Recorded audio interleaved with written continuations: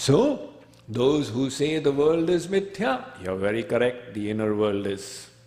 Those who say the world is satya, very correct, the outer world is. But those who say the outer world is mithya, incorrect.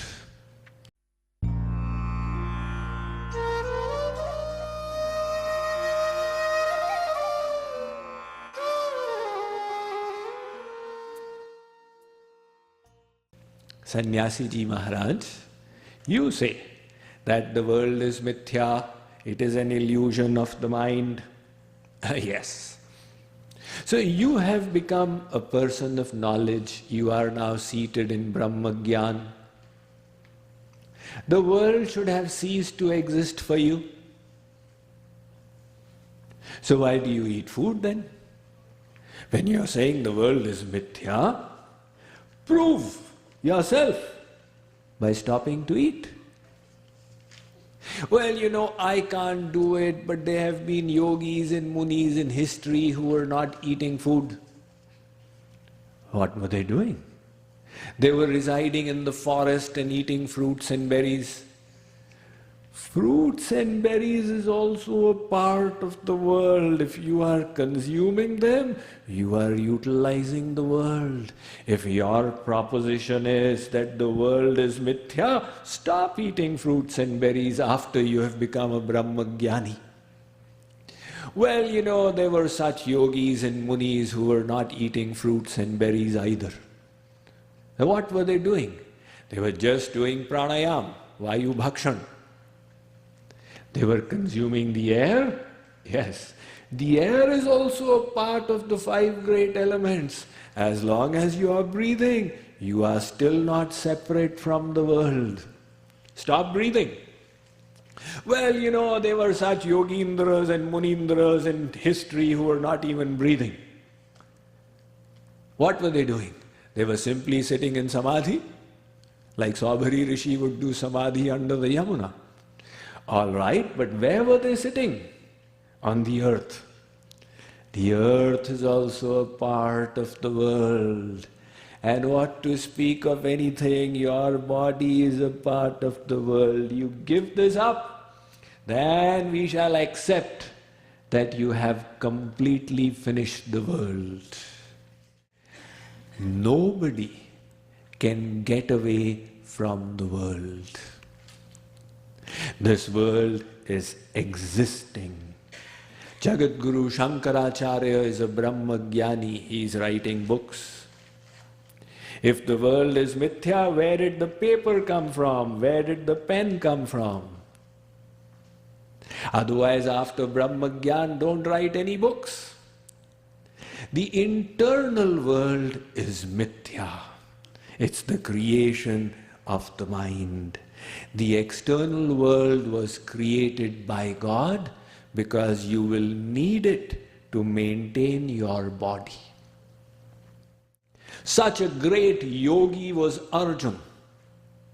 To him, Lord Krishna said, Natyashnatastu yogosti na chaikantamanashnataha na chati swapnashilasya jagrato naivacharjuna. Arjuna, if you stop eating completely, you will not be a yogi. If you eat too much, you cannot attain success in yoga. Both extremes are wrong. If you sleep too much or sleep too little, work too hard or become lazy, you will not attain success in yoga. Yuktahara viharasya yukta cheshtasya karmasu yukta swapnavabodhasya yogo bhavati dukkhaha. You have to eat to the right amount, sleep to the right amount, rest to the right amount, work to the right amount. The dharma of the body has to be maintained. If it is not maintained, then nature will penalize you. Sharira madhyam khalu dharma sadhanam. Even to do dharma, the pious work, you have to keep the body intact. And if you disobey the rules of the body, Then when this falls sick, with the mouth we may say Hare Ram, Ram Ram, Hare Hare. But the body will complain and the mind will think, Hare stomach, Hare knee, Hare foot.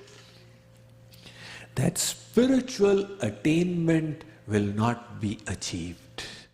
Tanu binu bhajana veda nahi varana. Without the body, you can't even do bhajan.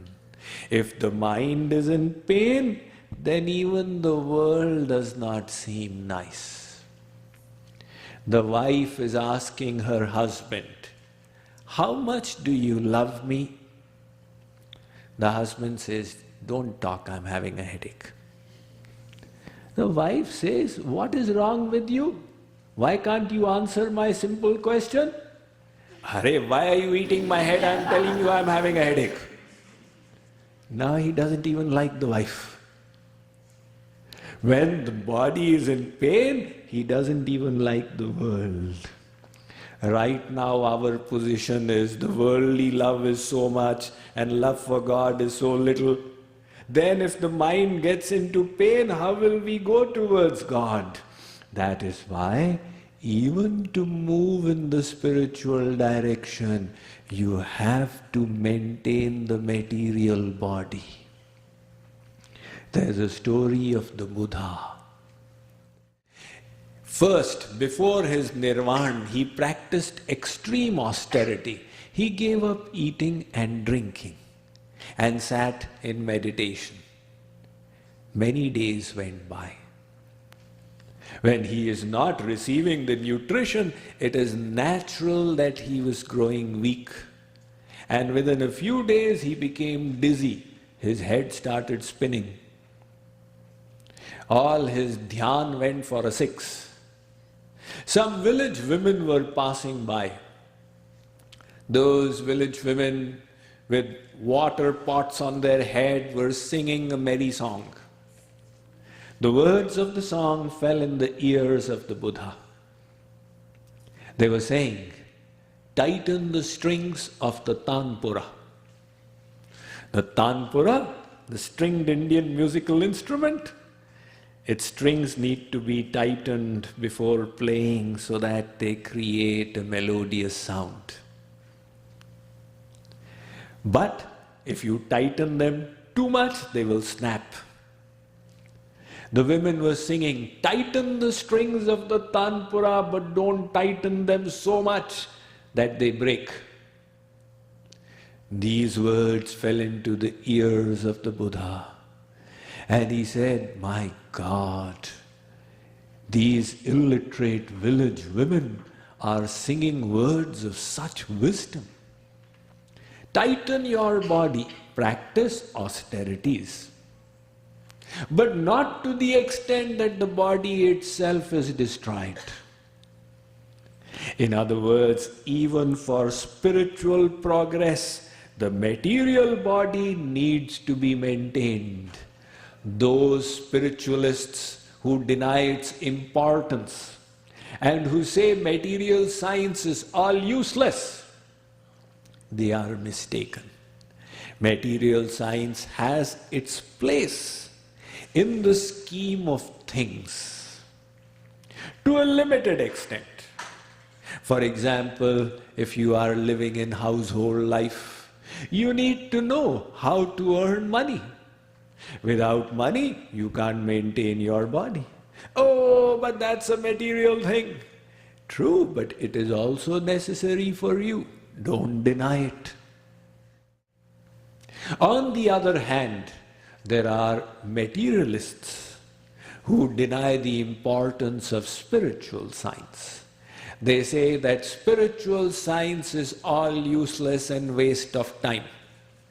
These Babas and Swamis, they come and waste our time talking about God. They impede our economic development. A Prime Minister of India, he used to say, don't talk to me about God, otherwise my world will get spoilt. Those materialists who take this viewpoint they are also incorrect. Because without spiritual science, how will you purify the inner machinery of the mind? That machinery, the mind and the intellect, it cannot be purified through material science. You try it out. Go to UT Dallas and ask them, "Sir, I'm interested in a course on the purification of my mind. Which of these 1,000 courses offered here should I take?" They will say, "I'm sorry, you've come to the wrong place. We don't have this course." Really? But you are the seat of knowledge in the DFW area and you are not offering this knowledge, how we can purify the mind? Yes, because we don't have that knowledge, how will we offer it? The great scientist Einstein had the humbleness to admit, in 1905, he propounded his theory of relativity for which he won the Nobel Prize. That Einstein said, "Science has succeeded in denaturing the plutonium atom." Science has reached this level of progress that it can denature the plutonium atom to manifest nuclear energy. But, he said, science does not have the ability to denature the evil in man's hearts. The evil in our heart, to denature that, the technology is not available to material science. So ultimately every scientist will have to lift their hands and say, we need spiritual science. Without the help of that, the good qualities, the virtues will not develop.